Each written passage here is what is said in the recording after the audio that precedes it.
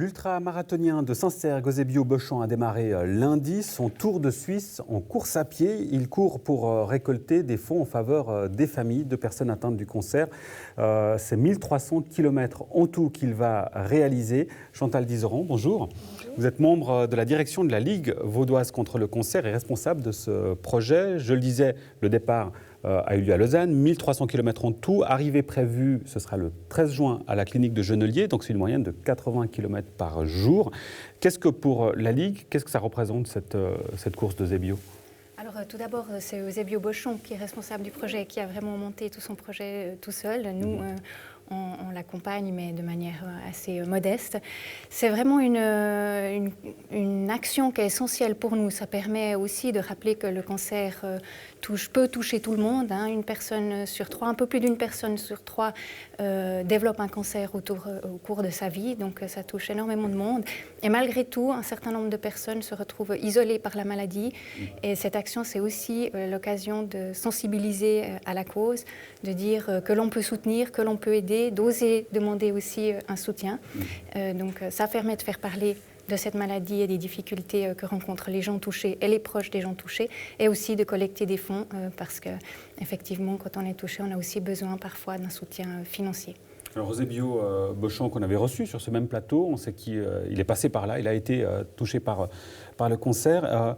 Vous soutenez à peu près 2000 patients et proches chaque année. De quelle manière est-ce que vous les soutenez ?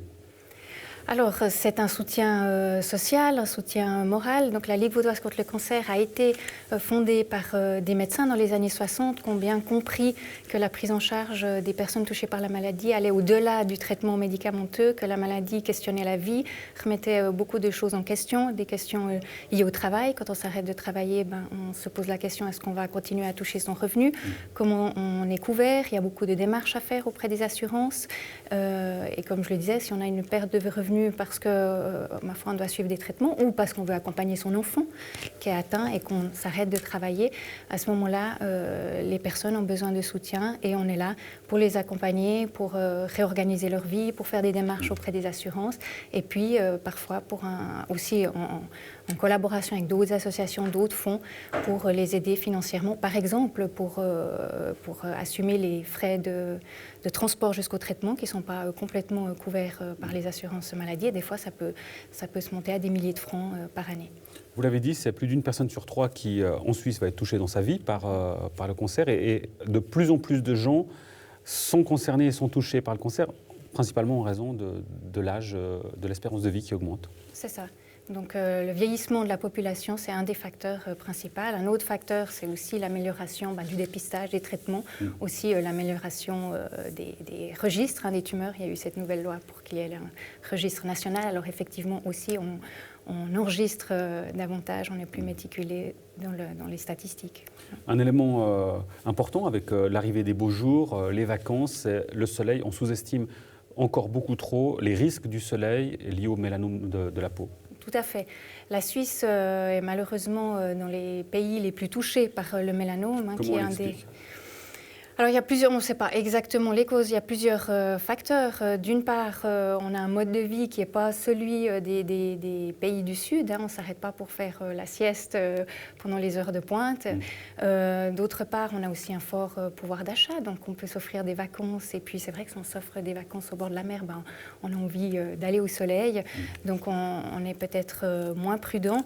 Encore une fois, on enregistre peut-être aussi mieux les tumeurs, je veux dire, dans nos statistiques, donc peut-être ça biaise aussi un peu les chiffres. Mais c'est important de rappeler que le cancer de la peau, le mélanome, c'est un des cancers de la peau les plus dangereux parce qu'il peut développer des métastases. Et donc la Ligue et les acteurs de la prévention, effectivement, rappellent ces messages de protection solaire au printemps lorsque les premiers... Alors je vais vous demander justement en termes de prévention, on reste sur la protection solaire évidemment et puis l'attention donnée aux enfants, en particulier les couvrir.